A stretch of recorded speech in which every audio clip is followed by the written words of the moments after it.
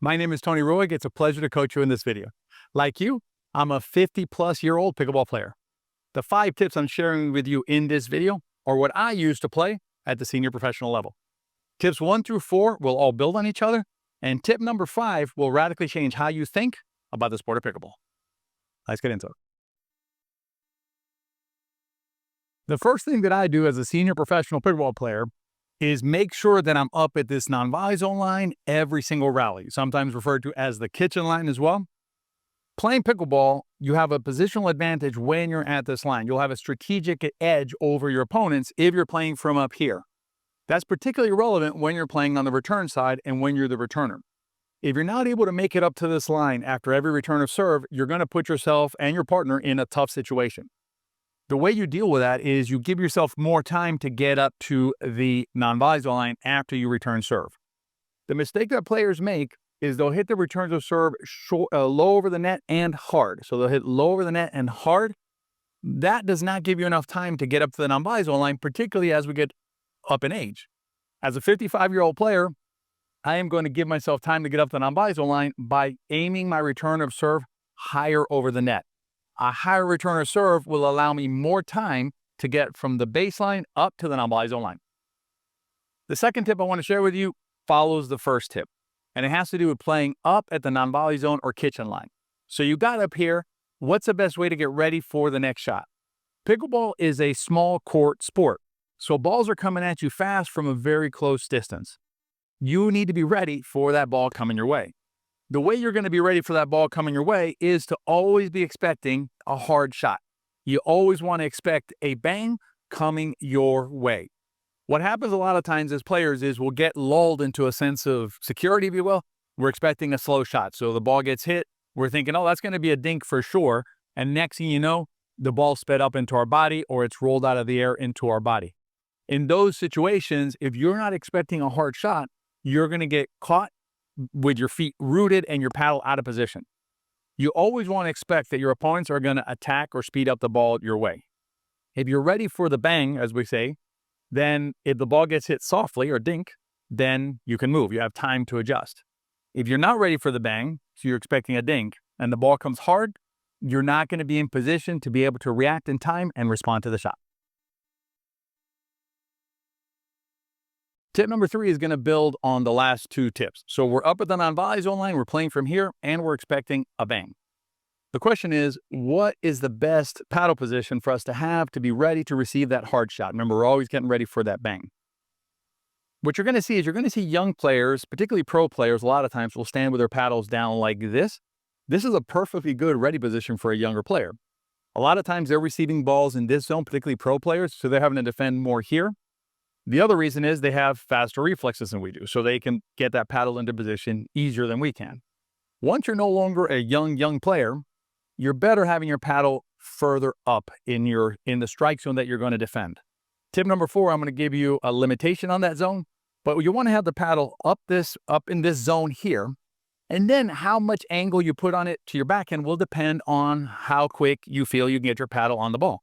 We're generally going to defend on our backhand, so we want to always favor the backhand side for our defense. We're not going to defend too much with our forehand because the forehand is limited in its range. The backhand, I can actually get that same ball with my backhand with that chicken wing. So I'm always going to favor the backhand. How far over to the backhand I'm going to start will depend on where I'm at and how quickly I get the paddle around.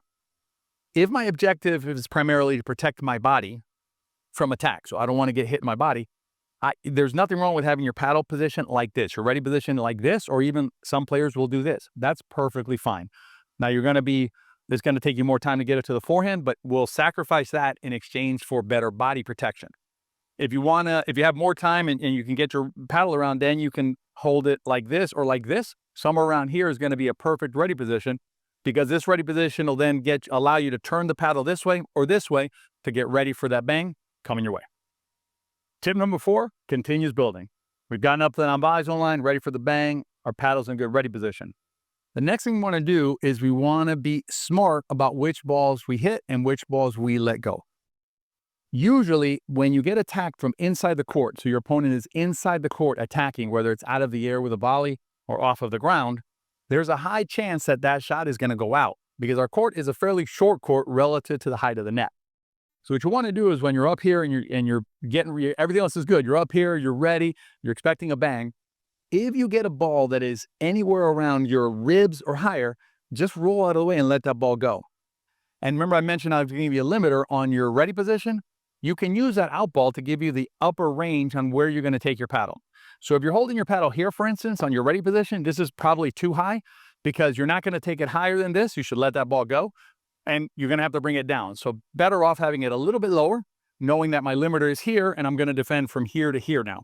So use that limiter of around your ribs, a little bit higher in your ribs, to let every ball go and let that then dictate the height of your ready position.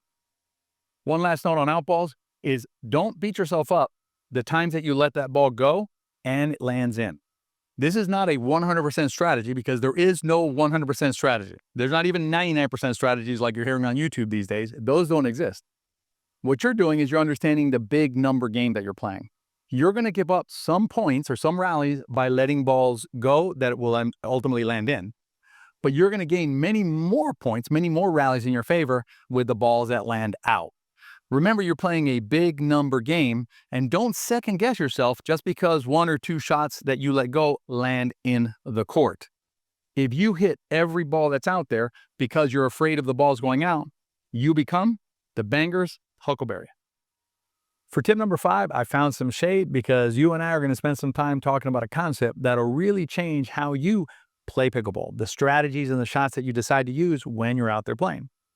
The way to think about it is think about the framework of the sport. Think about the way the game is constructed, because the better you understand that framework idea, the better you're able to develop strategies and shots that are going to accomplish what you want when you play. And what I want to focus on here is the most important part of our sport and how the sport is constructed, and that is the non-volley zone or the kitchen. Think about a pickleball court and remove the non-volley zone from it. You're no longer playing pickleball. Now you're playing some sort of mini tennis. And shots like the third shot drop lose their significance or lose their importance if you don't have a non-volley zone.